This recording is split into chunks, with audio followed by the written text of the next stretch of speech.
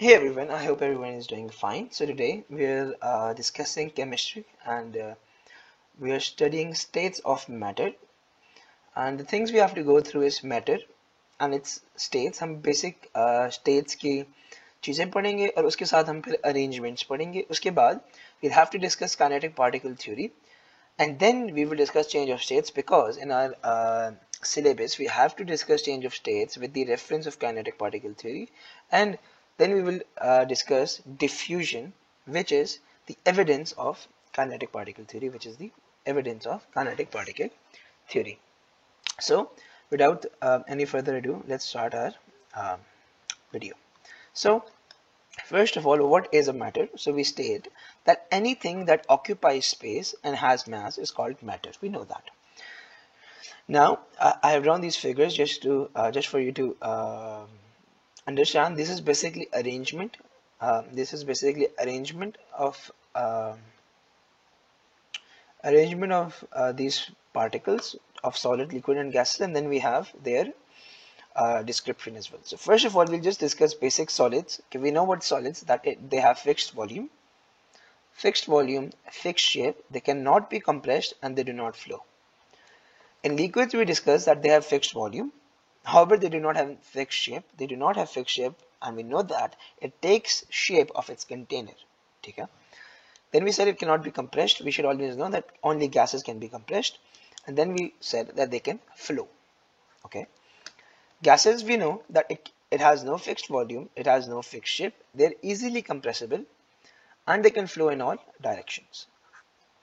So these figures I made, now we had the explanation of arrangement of particles. So in solids, we know that they're tightly packed together in an orderly arrangement. This wording is very important, that in an orderly arrangement, and they have very little empty spaces between them. So due to these empty spaces, they vibrate, but they vibrate at their fixed position as they cannot move freely. Okay, as they cannot move freely and they cannot be compressed. Okay, then in liquids we discussed that the particles are they're not as tightly packed, they're packed in closely manner. However, they're not arranged in an orderly arrangement. Okay? So they do not have orderly arrangement, however they are packed closely. They have very little spaces, लेकिन जब हम comparison करते हैं solid और liquid का, yes, they are far apart than solid. However, अगर हम gases के साथ compare करें, so they have very little spaces between them, although they are further apart than solid. They cannot be compressed. They vibrate, but as their spaces, they have more spaces than solid, so they can move freely.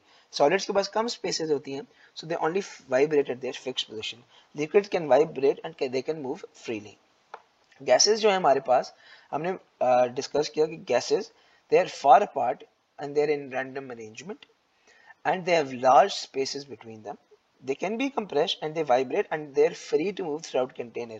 ठीक है, ये vibrate तभी हो सकते हैं जब they are in a container or in a confined environment, because अगर वो container में नहीं है, so they are too far apart to collide. ठीक है, so जिसे हम लोग physics में भी पढ़ते हैं कि in order to create a pressure, तो हम वो container में रखते हैं, and we all know that stuff. ठीक है, अभी हम chemistry will stick to chemistry. ठीक है, so now then we have kinetic particle theory. इसको हम kinetic molecular theory भी कहते हैं, इसको हम kinetic बहुत सारे नाम हैं, whatever you choose to know, but you should know what it is. So first thing we discuss that particles are too small and they cannot be seen directly with by a human eye or a naked eye. So that's the first point. Secondly, we discussed that there are spaces between the particles of matter, okay? And this spacing is different in solids, liquids, and gases. And as we discussed earlier, that solids के अंदर बहुत कम spaces हैं, liquid के अंदर थोड़ी सी ज़्यादा हैं, gases के अंदर बहुत सारी है. तो ये spacing जो है, matter की जो spacing है, वो different है solids, liquids, and gases में.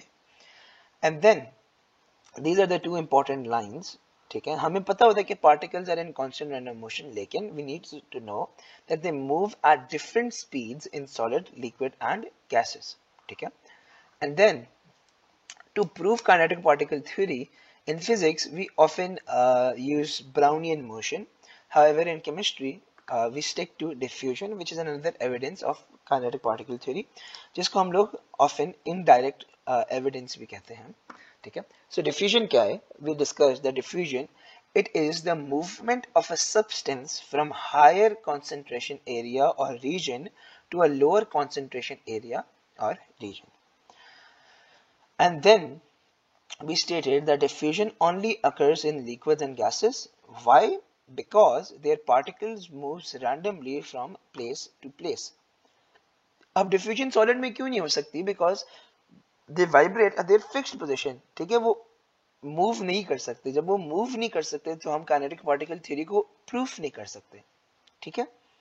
तो हम लोग क्या कहते हैं कि diffusion only occurs in liquids and gases, ठीक है। देन अगेन ये जो लाइन मैंने आपको पहले बताई थी कि diffusion provides indirect evidence because matter comprises or consists of particles which are too small to be seen with naked eye, ठीक है। अब हमने इसका एक एक्सपेरिमेंट करते हैं, हम इसका एक्सपेरिमेंट क्या करते हैं। अब इस एक्सपेरिमेंट में होता क्या है कि we have a closed jar, हमारे पास एक क्लोज्ड जार होता है, ठीक है, इट इज एयर टाइट, उसके अंदर कोई हवा नहीं होती, कोई गैस नहीं होती, ठीक है, और उसके अंदर हम लोग ड्रॉप्स ऑफ लिक्विड ब्रोमीन डाल देते हैं, ठीक है। फिर हम क्या करते हैं, इस लिड को ओपन कर देते हैं। तो ओपन करते हैं जब, तो हमारे पास ना इस तरह का सिचुएशन होता है। Let me redraw it for you guys to understand better. तो होता क्या है, ठीक है, तो जब हम लोगों ने क्या कहते हैं लिड को ओपन किया, तो समझ लें इस असली में ऐसा नहीं होता, but we just trying to prove it. तो इस जगह पे सारी हमारे पास लिक्विड ब्रोमीन होती है और ऊपर जितना हमारे पास है ना वो एयर आ जाती है, ठीक है। अब होता क्या है, reddish brown vapours of bromine evaporate होते हैं and they diffuses in time, मतलब वो कुछ देर के बाद वो डिफ्यूजन शुरू हो जाती है। अब डिफ्यूजन किस तरह होती है कि they spread in the entire, ये दो गैस जार्स हैं बेसिकली, ये जो है ना एयर का, ये समझ लें एक और एम्प्टी गैस जार है जिसको हमने इसको अपसाइड डाउन प्लेस कर दिया, ठीक है, इसको हमने अपसाइड डाउन प्लेस कर दिया। तो हुआ क्या कि दोनों जार्स के अंदर डिफ्यूजन होनी शुरू होगी। ये जो लिक्विड रेडिश ब्राउन वेपर्स है ना, हमने लिक्विड डाले और ये फिर वेपर एवेपोरेट हो गए, ठीक है। तो एवेपोरेट होके जो इसके रेडिश ब्राउन वेपर्स हैं वो स्प्रेड हो जाएंगे एंटायर, जो दोनों जार्स हैं उसके अंदर स्प्रेड हो जाएंगे, ठीक है। और इसके अगेन एज वी, तो इसका बेसिकली सीन इस तरह हो रहा होता है। अगर हम लोग क्लोजअप देखें तो ये एयर के मॉलिक्यूल्स हैं ब्लैक वाले, और ये रेडिश ब्राउन उसके हैं, ब्रोमीन के हैं। So what they are doing with time, ये दोनों मिक्स हो रहे हैं, ठीक है, ये डिफ्यूज हो रहे हैं। तो इसके हम लोग एक्सप्लेनेशन लिखते हैं, इसके स्टेप्स लिखते हैं इस एक्सपेरिमेंट के। सो स्टेप 1 हम क्या करते हैं, सबसे पहला हम क्या करते हैं कि हम लोग few drops of liquid bromine डालते हैं। A few drops of liquid bromine is placed in a jar, is placed in an empty jar, ठीक है। हमने ये कर लिया। उसके बाद हम लोग क्या करते हैं कि the bromine evaporates to fill the gas jar with reddish brown vapors। तो ब्रोमीन ने क्या किया, ब्रोमीन ने evaporate किया, it evaporates to fill the gas jar with reddish brown vapors, ठीक है, ब्राउन वेपर्स। अब होगा क्या, यहां तक हमें पता चलेगा कि इट विल एवेपोरेट, यहां तक हमें पता चला ड्रॉप्स वाली वो एवेपोरेट हो गई, इधर तक आ गई। उसके बाद what we will do is that we will place, step 3 हमारा है कि then an empty gas jar filled with air only is placed above the gas jar,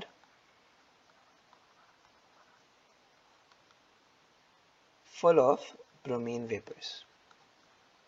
ये मैं स्टेप्स इसलिए लिखा रहा हूँ कि अक्सर अगर एग्जामिनर में पूछ ले कि यार ये हमारे पास डायग्राम है, इसको एक्सप्लेन करो, सो वी शुड नो कि स्टेप्स हो क्या रहा है, ठीक है, because in diagram it's very difficult to understand, लेकिन एक्सप्लेनेशन के साथ वी गेट टू नो कि अच्छा ये हो रहा है। तो अब होगा क्या, फिलहाल यहाँ तक I hope everyone is clear कि हमने ड्रॉप्स ऑफ लिक्विड ब्रोमीन डाले, गैस जार था, उसको हमने बंद किया हुआ था, हमने इसका लिड ओपन किया और अपसाइड डाउन एक एम्प्टी गैस जार जिसके अंदर हमने फिल कर दिए एयर, इसको अपसाइड डाउन प्लेस किया, तो reddish brown vapours of bromine हम लोग बन गए, ठीक है, उसके ऊपर एयर आ गई। तो होगा क्या, यहाँ तक समझ आ गई। उसके बाद होगा क्या, it will diffuse with time. तो ये अगला स्टेप हमारे पास क्या है कि the reddish brown vapour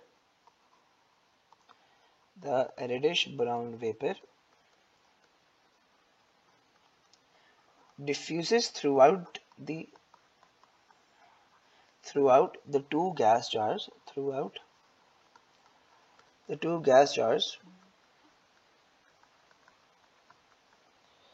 after some time।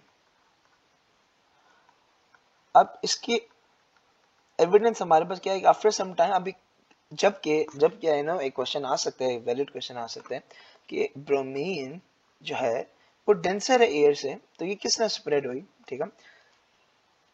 तो हमने कहा कि even though after some time, even though bromine is denser than air, ये किस तरह हुआ, even though bromine is denser than air, I'll explain, bromine is denser than air। अब होगा क्या कि ब्राउन वेपर जो है bromine का, it will move upward while the air particles move downwards and eventually they're completely mixed, ठीक है। जिस तरह क्या कहते हैं, हम लोगों ने फिजिक्स में नहीं पढ़ते डेंसर एयर जो होती है, हॉट एयर और कोल्ड एयर वाला हमने नहीं पढ़ा था कि वो सर्कुलर क्या कहते हैं, एक सर्कुलर मोशन बन जाता है ऑफ क्या कहते हैं, थर्मल फिजिक्स के अंदर हम पढ़ते हैं जब हम वो पढ़ रहे होते हैं कन्वेक्शन करंट जब हम एस्टेब्लिश करते हैं, तो इसी तरह ही होता है, सही है। तो बेसिकली यही सेम ही चीज़ है। हो क्या रहा है कि the brown vapour moves upwards while the air particles, क्योंकि ये ज़्यादा डेंस है तो सही है, so while the air particles move downwards, so and eventually they are completely mixed। तो ये हमारे पास एक डिफ्यूजन का एक टेस्ट है, पहला एक्सपेरिमेंट है, eventually they are mixed।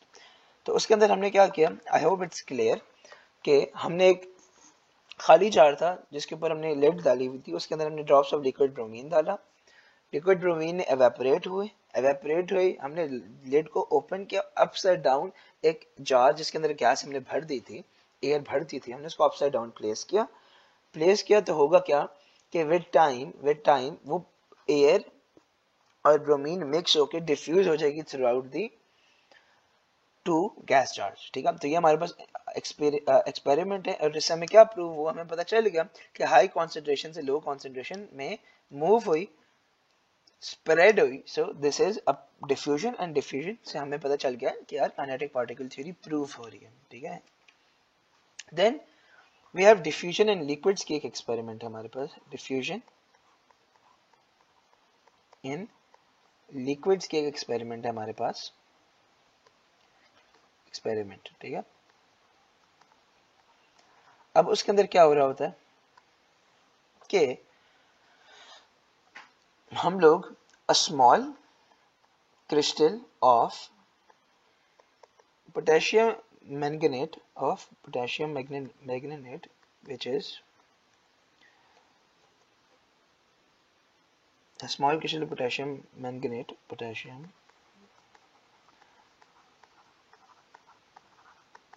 ठीक है, is placed in water and it dissolves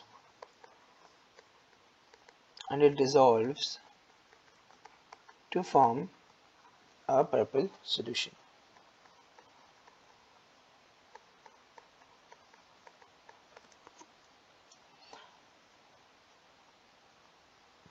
ठीक है। सो क्या किया हमने, a small crystal of K2MnO4, हम इसको K2MnO4 भी कहते हैं, ठीक है, K2MnO4 हमने इसको डाला, ठीक है, उसका स्मॉल क्रिस्टल डाला है, it is placed in water and it dissolves to form a purple solution. अब जो पर्पल कलर होता है, ठीक है, the purple colour diffuses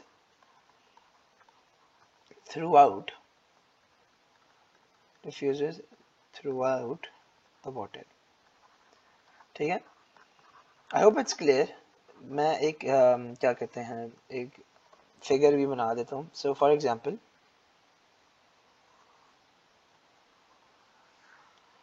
we have this, ठीक है, अ कंटेनर, ठीक है, उसके अंदर अगेन मैं वाटर, तो you know that it's transparent, लेकिन सपोज मैं इधर कहता हूँ कि ये वाटर है, ठीक है, सारा वाटर है, बल्कि गिव मी अ मिनट,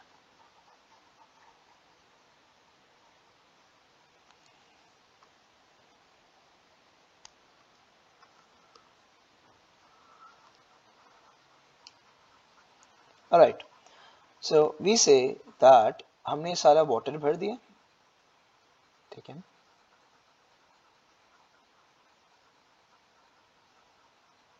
कि वो सारा हमारे पास वाटर है, ठीक है, till the end of our container. हमने इसके अंदर क्या किया है, इसके अंदर हमने क्या किया है कि हमने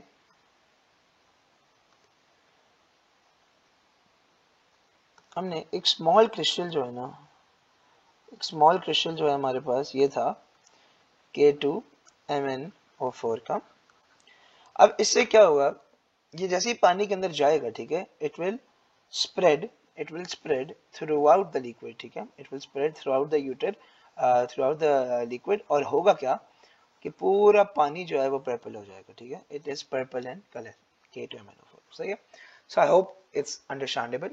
नाउ हमने डिफ्यूजन के दो एक्सपेरिमेंट्स किए, ब्रोमीन के साथ किए, डिफ्यूजन इन लिक्विड्स हमने की। अब we have some factors which affect the rate of diffusion. Two factors that affect the rate of diffusion. So yeah. So two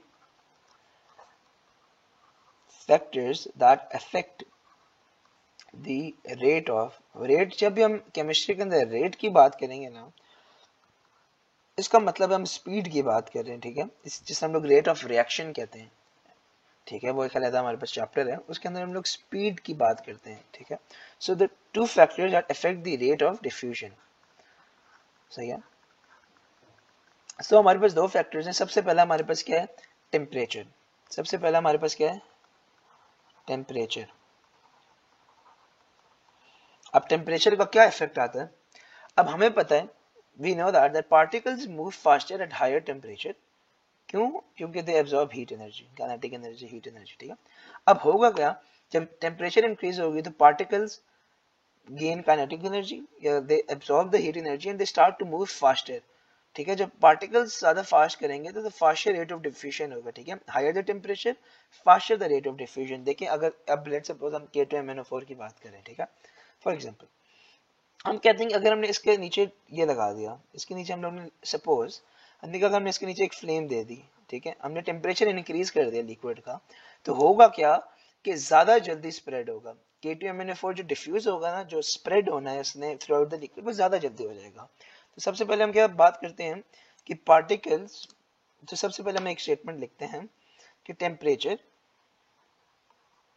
is directly, ये डायरेक्टली प्रोपोर्शनल का sign होता है, directly proportional to the rate of diffusion, कि जितनी ज्यादा temperature होगा, जितना ज्यादा टेम्परेचर होगा उतनी ज्यादा स्पीड होगी, जितनी कम होगी जितनी कम होगी जितनी उतनी कम डिफ्यूजन होगी। So temperature is directly proportional to the rate of diffusion. हमने इसकी हम एक्सप्लेनेशन जल्दी से देख लेते हैं कि particles move faster at higher temperature at high temperature as they absorb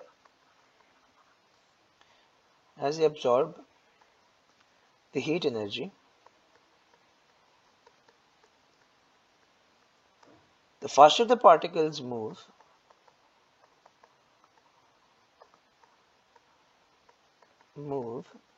faster the rate of diffusion, ठीक है। I hope it's clear, because ये काफी बेसिक और काफी आसान है, we should all know that. कि देखें इसके अंदर ये, अब आई होप इट्स क्लियर। देखो अब ये K2MnO4 है, हमने इसको अगर हीट दे दी, हमने इसका टेम्परेचर इंक्रीज कर दिया, तो उसकी रेट ऑफ डिफ्यूजन, जितनी जल्दी वो स्प्रेड होगा थ्रू आउट द लिक्विड, वो ज्यादा हो जाएगा, ठीक है। सिमिलरली ऊपर वाले एक्सपेरिमेंट में अगर हमारे पास टेम्परेचर ज्यादा होगा तो ये ज्यादा जल्दी डिफ्यूज हो जाएगा, दोनों जार्स के अंदर, ठीक है। So डिफ्यूजन का सबसे पहला फैक्टर हमने पढ़ लिया temperature, which is directly proportional to the rate of diffusion. अगली चीज हमारे पास है greater the molecular mass of a particle slower the rate of diffusion. ठीक है, क्या? ग्रेटर द मॉलिक्यूलर मास,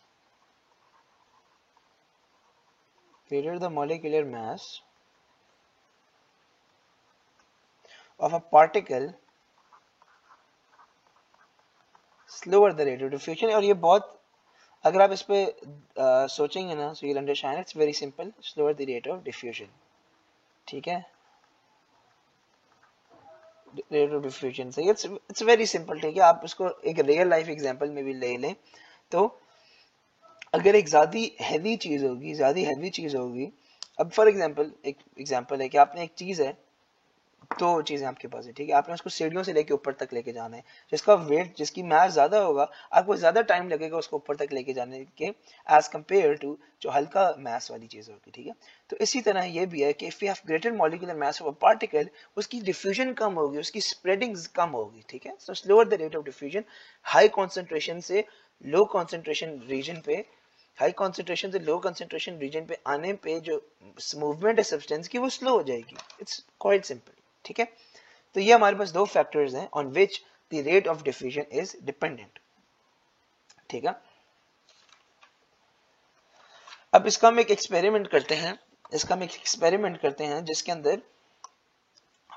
अंदर हम लोग देखते हैं, इससे हम लोग रिलेट करते हैं मास ऑन डिफ्यूजन से। ठीक है, so I will just quickly draw this and I will explain.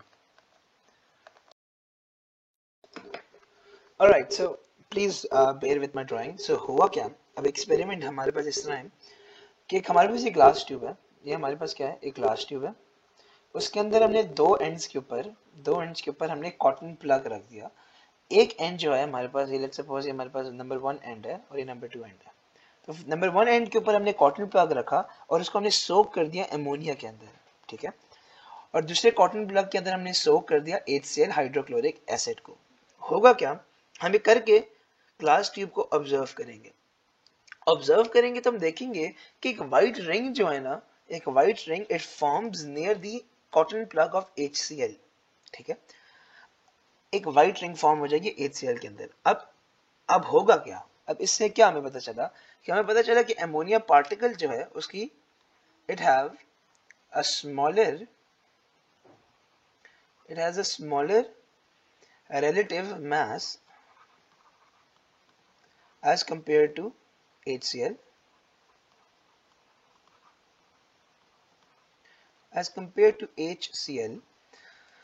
तो होगा क्या, as a result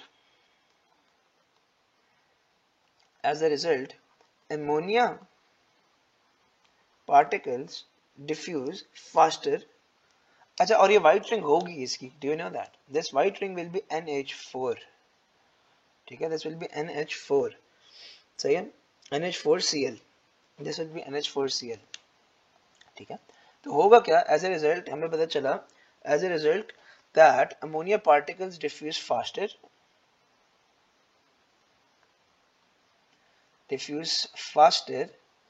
than HCl। ठीक है, तो ये हमने एक्सपेरिमेंट किया, एक दफा मैं रिपीट कर देता हूँ। हमने एक एंड पे कॉटन प्लग रखा which is soaked in ammonia, और दूसरे एंड पे रख दिया cotton plug which is soaked in HCl। ठीक है, in ammonia and in HCl, in ammonia and HCl। अब होगा क्या, हम इसको ऑब्जर्व करेंगे, कुछ देर बाद हम देखेंगे कि यार HCl के एंड पे ना एक वाइट रिंग फॉर्म होगी। ठीक है, वाइट रिंग फॉर्म हो जाएगी, वो फॉर्म होगी NH4Cl की, अमोनिया क्लोराइड की होगी, अमोनियम क्लोराइड की। ठीक है, NH4Cl होगी। तो इससे हमें क्या पता चला, इससे हमें पता ये चला कि यार अमोनिया की जो रिलेटिव मास है वो HCl से कम है। तो एज ए रिजल्ट हमने क्या रूल पढ़ा था, the greater the molecular mass of a particle slower the rate of diffusion. हमने कहा कि यार as a result ammonia particles diffuse faster than HCl। अब इधर किसी का क्वेश्चन हो सकता है और वैलिड होगा कि हमें किस तरह पता चला कि यार इसकी रिलेटिव एटॉमिक मास ज्यादा ये कम है। ठीक है, तो इसका एक याद रखना विच इज फर्दर यूज, हम लोग काफी जगह पे इसको यूज करते हैं। So to find the mass of each molecule या to find the molecular mass, हम क्या करेंगे, we will atomic mass को atomic mass multiplied by number of particles या amount of particles, ठीक है, amount of particles. अब हमारे पास क्या था, NH3 था, NH3, नाइट्रोजन कितने हैं हमारे पास, एक है, और उसका एटॉमिक मास क्या होता है, 14 होता है. हम कहेंगे 14 इंटू 1 प्लस हाइड्रोजन कितने हमारे पास, 3 है, और हाइड्रोजन का एटॉमिक मास क्या है, 1, तो हम कहेंगे 1 इंटू 3, क्या आंसर आ जाएगा हमारे पास, 17. तो हम कहेंगे 17 grams of ammonia of NH3 हमारे पास है. इस साइड पे हमारे पास HCl है, हाइड्रोजन एक है, तो हम कहेंगे 1 इंटू 1, तो आ जाएगा 1 प्लस क्लोरीन का क्या होता है. अच्छा याद रखना, इन केमिस्ट्री हम कभी भी किसी के अंदर 0.5 होता है ना, हम लोग राउंड ऑफ कर लेते हैं, एक्सेप्ट फॉर क्लोरीन. हम क्लोरीन को हमेशा 35.5 ही लेते हैं. तो हम कहेंगे 35.5 कितने हैं, 1 है, इंटू 1, कितना आ जाएगा आंसर, 36.5. सो हम इससे भी हमें यहाँ से पता चल गया कि किसकी ज़्यादा है, HCl की ज़्यादा है. 17 ग्राम्स ऑफ NH3 की मॉलिक्यूलर मास कम है, जितना मॉलिक्यूलर मास कम होगा उतनी ज़्यादा रेट ऑफ डिफ्यूजन जल्दी होगी. सही है.